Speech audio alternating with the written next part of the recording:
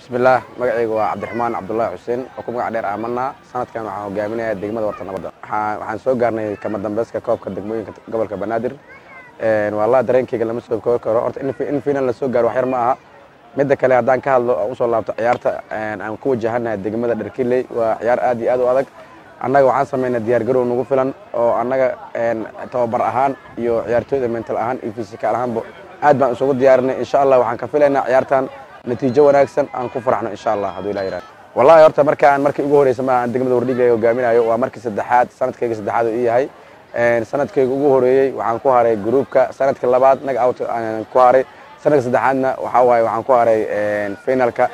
ma sha Allah Ilaahay maadiis inaan maanta soo gaaro finalka sanadkan waa sanadkii insha Allah aan ku guuleysan la tartanka insha Allah wallahi diyaar garowga kii hore wuxuu kaga duwan yahay aad buu kaga adag sababtoo ah tababarka aan sameeyay tababarka ka duwan waxaan joognaa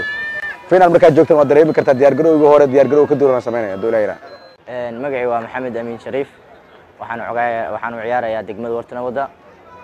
nambarka 23aad qof walba oo soo dadaalay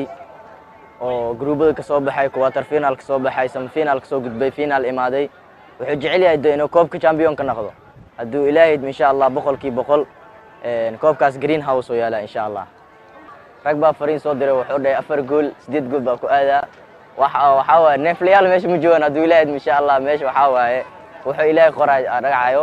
waxa rajayn doonaa insha Allah in koobkaas greenhouse haduu Ilaahay insha Allah aan dhigi doono waxa kale idinku sii daraa hadii aad doonaysid visa caafimaad fadlan go turku siyaad insha Allah magacaygu ugu horeyn waa Cabbaas Abdulqaadir Awees degmada Wardhiigley waa degmada Warta Nabadda booskan ka ciyaarna waa booska daafaca dhexe quarter wallahi wax badan ayaan ka faa'iiday maadaama oo Jaanis Elisiye ina degmada oo aan ka soo muuqdo oo ciyaarteeda aan soo bandhigo degmada Warta Nabadda taasna waxa uu maad celiyaa macalinkii Aamana oo Jaanis ka siiyay ina oo ciyaarteeda aan soo bandhigo degmooyinka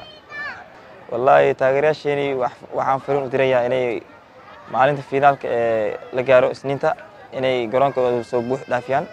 si ay garab istaagaan oo dhiirigelin aan u helno anagana